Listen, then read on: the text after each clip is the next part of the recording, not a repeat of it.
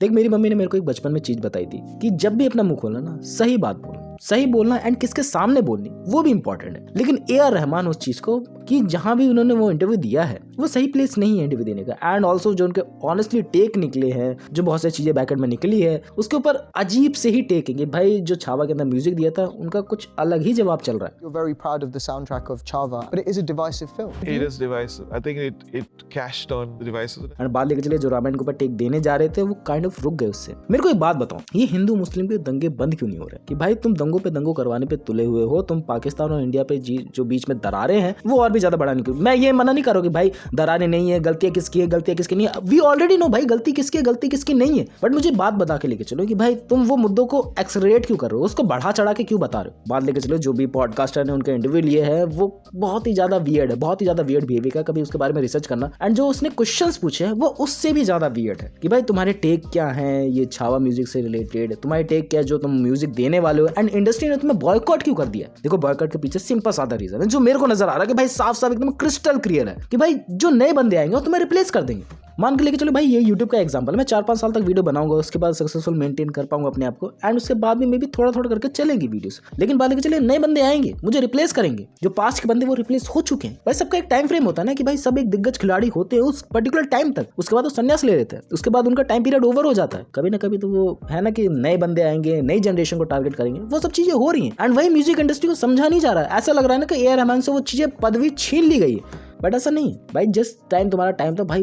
पूरा इंडिया तुम्हें उस बात के लिए प्रेस करता था, तुम हिंदू हो तुम मुस्लिम हो उस बात से घंटा फर्क नहीं पड़ता था। फर्क पड़ता था तो सिर्फ कि भाई तुम्हारे गाने कितने ज्यादा पॉपुलर हैं। और इस बात को लेकर मैं हमेशा से खुश रहा हूँ भाई इंडिया ने इस मामले में कभी भी भेदभाव नहीं किया, इंडिया के लोगों ने कभी इस मामले में भेदभाव नहीं किया एंड दैट्स व्हाई हम लोग उनके डिफरेंट टाइप ऑफ सॉन्ग सुनते ही आए हैं टाइम से। कभी तुम लोग को लगा कि हम लोगों ने उनके सॉन्ग्स को प्रेज नहीं किया है बिकॉज वो हिंदू नहीं है, बिकॉज वो मुस्लिम है, हुआ है कभी ऐसा? लेकिन उनके सिनेरियो में बहुत ज्यादा नजर में आया कि भाई उनके जो भी घर परिवार है बहुत ही ज्यादा कह दो कि वो अपनी ही सोच में बिजी है, वो अपने ही आइडियोलॉजी में मानने में बिजी है कि भाई कि एक बार का सिनेरियो कि भाई उनके घर पे कोई तिलक लगा के बंदा घुसने की कोशिश कर रहा था, मतलब काइंड ऑफ दोस्त वगैरह होगा, अब मुझे नहीं पता वो बंदा कौन था, बट उनकी मम्मी ने घर पे आने से मना कर दिया एंड बाद लेके और भी टेक्स निकले कि भाई वो अपनी पत्नी को बुरखे में रखते। भाई उनकी मर्जी, उनकी वो सब चीजें, वो आइडियोलॉजी अपने घर पे मानना चाहते हैं, सब कुछ चीजें सही है। लेकिन तुम एक पब्लिक प्लेटफॉर्म पे आगे तुम इतने बड़े एक टाइम के रह चुके हो आइडियल, तो तुम्हारे मुंह से वो बातें अच्छी नहीं लगती। किसी को अच्छी लगी भाई, मेरे को तो अच्छी नहीं लगी। जो भी मेरे को इंटरनेट पर टेक देखने को मिला, जो भी मेरे को ट्विटर पे चीजें देखने को मिली, किसी को भी पसंद नहीं आई।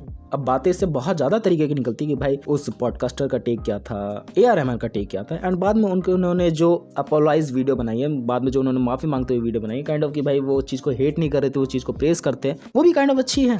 India is my inspiration, my teacher and my home. I understand that intentions can sometimes be misunderstood, but my purpose has always been to uplift. I have never wished to cause pain, and I hope my sincerity is felt. I feel blessed to be Indian, which enables to create a space which always allow freedom of expression and celebrates multicultural voices. वो है ना कि एक time frame है कि भाई वो 2000 का टाइम था कि भाई उसके बाद से तुम्हारी म्यूजिक वीडियोस बहुत ज़्यादा पब्लिश होने लगी, उसके बाद से तुम्हारे गाने बहुत ज़्यादा पब्लिश होने लगे, तुम पे गाने चुराए जाने पे भी वो आरोप लगे कि भाई तुम गाने चुराते हो, कॉपी करते हो। आई थिंक वो एक इंस्पिरेशन है, मे बी भाई कॉपी करते कॉपी नहीं करते, आई डोंट नो अबाउट कि भाई वो म्यूजिक इंडस्ट्री में क्या चलता है, बट जो मोटा मोटा दूर से नजर आता है कि भाई हाँ तुम्हारा एक टाइम फ्रेम था, तुम्हारा टाइम फ्रेम उस टाइम तक चला एंड अभी भी वो एक्सेलरेट कर रहा है। तुमने जो अपनी कंसिस्टेंसी बना रखी है भाई, हम लोग खुश हुए थे भाई। रामायण के अंदर उनका नाम आया था कि भाई हंस जैमर जो भी थे बंदे, मैं नाम ढंग से मेमोरी नहीं कर पा रहा हूँ, लेकिन ए.आर. रहमान को देख के हम लोग खुश हुए थे कि भाई हाँ ये म्यूजिक दे रहे हैं, कुछ फार लेवल का म्यूजिक होगा। वो लास्ट में लाइन आती है कि श्री राम, भाई वो सच में कानों को तृप्ति प्रदान करता है। तुम लोग ने नहीं देखा तो भाई जाके देखना, पता नहीं कहाँ सो रहे हो तुम लोग अभी तक, अगर नहीं देखा तो आगे बढ़ के लेके चले। तो भाई इसी साल उनके इतने ज्यादा सॉन्ग्स रिलीज हो चुके हैं ना, जितने सॉन्ग्स पिछले साल रिलीज नहीं हुए थे, जितने पिछले डेकेड्स में उनके कभी रिलीज नहीं हुए, और सोनू निगम के भी इतने सॉन्ग्स रिलीज नहीं हुए भाई। तो भाई तुम्हारी पॉपुलैरिटी है अभी भी, लेकिन उस लेवल की नहीं कि भाई नए बंदे आए, नए सिंगर्स तुम लोग को रिप्लेस करेंगे, ये होना ही है, ये आज नहीं तो कल हो ही जाएगा। बट इसमें तुम लोग टेक दे रहे हो कि भाई मैं मुस्लिम हूँ, दैट्स व्हाई ही मुझे आगे नहीं बढ़ने दिया जा रहा है। ये थोड़ा सा गलत पॉइंट ऑफ व्यू लगता है मुझे। Past 8 years maybe, because the power shift has happened. You know, people who are not creative have the power now to decide things.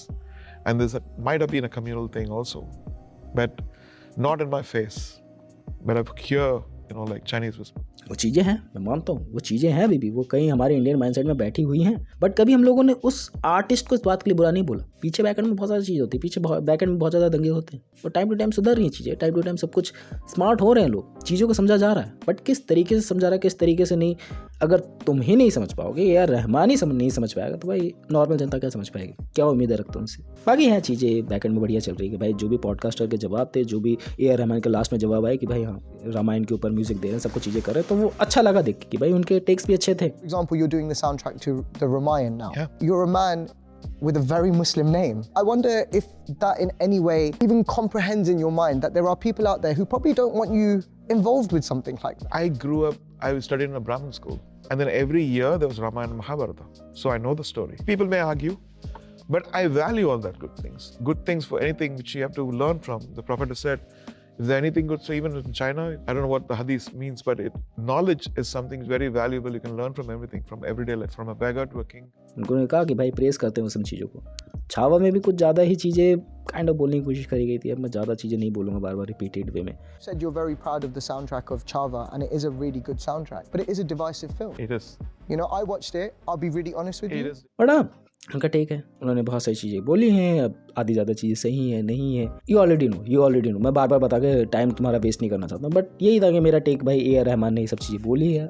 अब इस चीज़ के बोलने के बाद से ना उन्होंने अचानक से एक अपने चैनल पे कोई कहीं पर भी पब्लिश करी थी कि वीडियो कि मैं उस चीज़ के लिए प्रेस करता हूँ, भाई इंडिया बहुत ही ज़्यादा वैसा है, सही है इस मामले में। I understand that intentions can sometimes be misunderstood, but my purpose has always been to uplift, honor, and serve through music. I have never wished to cause pain, and I hope my sincerity is. भाई वो क्या था, तुमने पहले वो take क्यों दे दिए? इसलिए बोला जाता है कि भाई बचपन में कि भाई जो भी तुम लोग सोच समझ के शब्द बोलो किसी के सामने, एंड किसके सामने बोल रहे हो वो भी इंपॉर्टेंट है। भाई तुम लोग पब्लिक प्लेटफॉर्म पे आके वो सब चीज़ें बोल रहे हो, कैसा लगेगा बाकी की ऑडियंस को? आई नो कि भाई ऐसे थॉट्स कहीं पे भी लेके नहीं जानी चाहिए, बट पब्लिक प्लेटफॉर्म पे बोलने में, दोस्त लोगों से बोलने में, मम्मी पापा से बोलने में, भाई सबके पास एक डिफरेंस आ जाता है। तुम्हारी हर जगह पे डिफरेंट पर्सनैलिटी बनी होगी। तुम ये नहीं है कि ना कि भाई तुम अपनी दोस्त वाली पर्सनैलिटी अपने घर पे भी लेके जाओगे। समझ पा रहे हो बात को? तो दैट्स थिंग जो मुझे लगी, भाई मे बी मैं गलत हो सकता हूँ, मैं पहले ही बोल दे रहा हूँ, हाँ गलत हो सकता हूँ। दैट्स अबाउट द वीडियो, जो भी मुझे लगा अपने takes about the A R Rahman anti national बंदे बोल रहे हैं, दैट वाज अ थिंग। बाकी मिलते हैं नेक्स्ट वीडियो में, बाय।